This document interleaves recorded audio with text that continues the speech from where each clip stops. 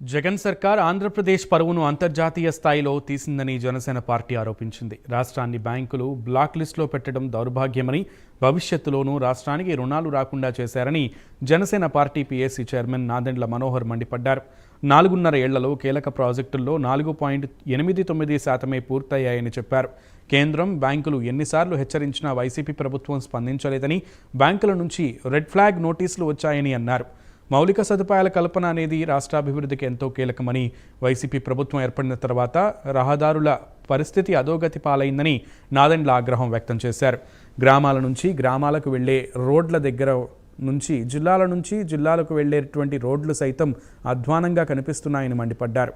ఆఖరికి ఇతర రాష్ట్రాల ముఖ్యమంత్రులు, మంత్రులు సైతం మన రాష్ట్ర రోడ్ల దుస్థితిని వారి రాష్ట్ర రోడ్లతో పోల్చి హేళనగా మాట్లాడుకునే దుస్థితి వచ్చిందని నాదెండ్ల ఎద్దేవా చేశారు.